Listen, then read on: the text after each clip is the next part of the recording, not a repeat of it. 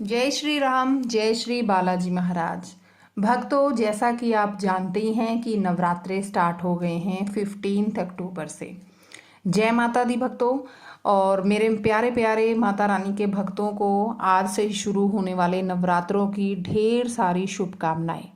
माता रानी की कृपा आप पर और आपके परिवार पर सदैव बनी रहे। इसी मंगल कामना के साथ इस वीडियो में आज मैं आपके साथ नवरात्रि की पूजा की बहुत ही सरल सी विधि लेकर आई हूँ, जो मैं आपके साथ शेयर करूँगी। नवरात्रे दोस्तों साल में 2 बार आते हैं, एक चैत्र माह में और एक अश्विन माह में। चैत्र माह में आने वाले नवरात्रों को चैत्र नवरात्रे कहते हैं और अश्विन मास में आने वाले नवरात्रों को शारदीय नवरात्रे कहा जाता है, जो कि शारदीय नवरात्रे आज से यानी कि 15 अक्टूबर से शुरू हो गए हैं। पूजा की विधि दोनों ही नवरात्रों में सेम रहती है। आपके मंदिर में अगर जगह ज़्यादा है तो माता रानी की चौकी आप मंदिर में सजाइए। अगर जगह कम है तो अलग से माता रानी की चौकी लगाकर माता रानी को विराजमान करना है। आज की जो पूजा की विधि मैं आपके साथ शेयर करने वाली हूँ, बहुत ही सरल विधि बताने वाली हूँ। बहुत सरल तरीके से आप माता रानी को विराजमान कर सकते हैं, प्रसन्न कर सकते हैं, नवरात्रों में माता रानी का आशीर्वाद प्राप्त कर सकते हैं। पूजा की विधि बहुत ही सरल है। मंदिर में अगर ज़्यादा स्थान नहीं है तो अलग जगह पर माता की चौकी बना लीजिए। अलग से जो आप माता रानी की चौकी लगाओगे तो चौकी पर लाल रंग का आसन बिछाना है और 9 दिन के लिए इस आसन पर माता रानी की स्थापना की जाती है।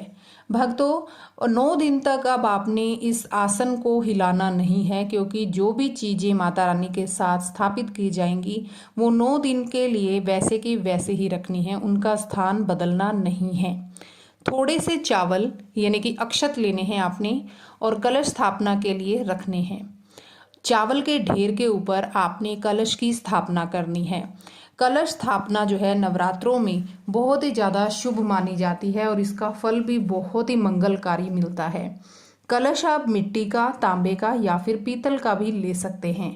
कलश के कंठ पर आपने मूली बांधनी है और स्वास्तिक बनाना है और उसे पूरा पानी से भरना है।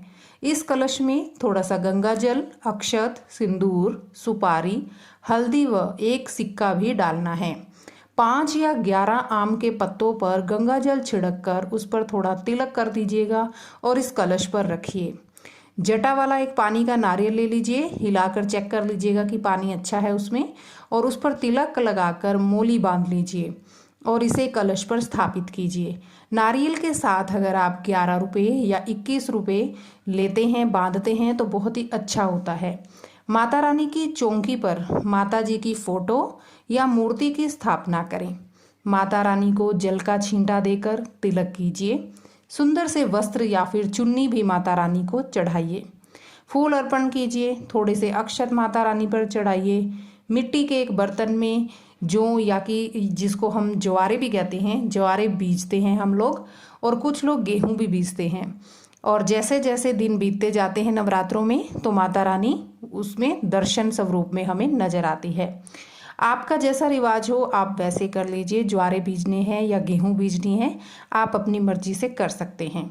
ये सब चीज़ों को वो माता रानी जी को विराजमान करके घी का दीपक अवश्य जलाएं। माता रानी को वस्त्र के साथ चूड़ियाँ व श्रृंगार भी अर्पित कर सकते हैं। देखो भक्तों, ये हमारे मन की श्रद्धा होती है कि हम माता रानी को क्या क्या अर्पण करना चाहते हैं। अपने सामर्थ्य के अनुसार आप कुछ भी माता रानी को प्रेम पूर्वक चढ़ा सकते हो। आपकी श्रद्धा होनी चाहिए, आपकी आस्था होनी चाहिए। माता रानी को वस्त्र के साथ चूड़ियाँ, श्रृंगार भी अर्पण कीजिए। फूल व फल जरूर अर्पित कीजिए। जो भी प्रसाद अवेलेबल हो घर में उसको माता रानी को चढ़ाएं। पंचमेवे का भोग, घी का भोग, पताशे का भोग, ये भोग विशेष भोग माने जाते हैं। तो कोई भी अगर चीज़ आपके पास ना हो तो आप सिंपल 10 रुपए के पताशे ले लीजिए और माता रानी पर चढ़ा दीजिए। माता रानी इतने में ही बहुत प्रसन्न हो जाएंगे, क्योंकि माता रानी प्रेम की, प्यार की भूखी है। प्रेम पूर्वक माता रानी को जिस भी चीज़ का भोग आप लगवाएंगे माता रानी खुश हो जाएंगे। आम के पत्तों से मंदिर में आप सजावट भी कर सकते हैं। नवरात्रों में घर के मुख्य द्वार पर अगर आप आम के पत्तों की माला बनाकर लगाएंगे तो घर में सुख समृद्धि का वास होगा। नवरात्रों के दिनों में भक्तों छोटा सा हवन भी जरूर करना चाहिए। माता रानी की 9 आहुतियाँ डालकर घर का शुद्धिकरण करना भी बहुत अच्छा माना जाता है। अगर आप हवन की विधि जानना चाहते हैं तो कमेंट करके बताइएगा, मैं अपनी वीडियो में आगे आपके साथ अवश्य शेयर करूंगी। दुर्गा चालीसा व दुर्गा सप्तशती का पाठ अगर आप करना चाहते हैं तो वो भी कर सकते हैं। और इन सारे तरीकों से जैसे जैसे मैंने आपको बताया है, कलश स्थापना की विधि, ज्वारे बीजने की विधि और साथ साथ माता रानी को स्थान देने की विधि जो मैंने बताई है, उसी तरीके से आप अगर पूजा शुरू करते हैं तो आपकी मनोकामना अवश्य पूर्ण होगी भक्तों। और लास्ट में माता रानी की आरती जरूर गाइएगा और साथ साथ क्षमा याचना जरूर करना कि हे माता रानी, अगर कुछ गलती से कुछ अच्छे तरीके से अगर नहीं पूजा हो पाई है तो माता रानी हमें क्षमा करना, कुछ कमी रह गई हो तो हे माता रानी अपना बच्चा समझ के माफ़ कर देना। और प्रसाद चढ़ाना और सभी घर के सदस्य प्रसाद ग्रहण करेंगे। पूजा के बाद पूरे घर में आपने थोड़ा सा भगवान जी का जल अवश्य छिड़कना है।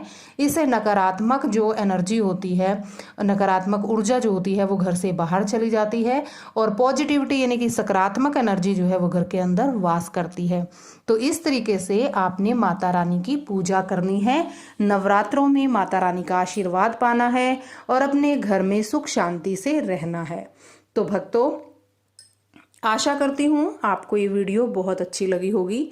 अगर आपके लिए ये वीडियो इन्फॉर्मेटिव है तो वीडियो को लाइक ज़रूर दीजिएगा और हमारे सनातन धर्म से जुड़े रहने के लिए कमेंट सेक्शन में आज माता रानी का जयकारा लगाना है। बोलिए जयकारा शेरा वाली दा बोल सच्चे दरबार की जय। और इस वीडियो को ज़्यादा से ज़्यादा भक्तों के साथ अपने सर्कल के अंदर दोस्तों के साथ शेयर अवश्य कीजिएगा। जय माता दी, जय श्री राम, जय बालाजी महाराज।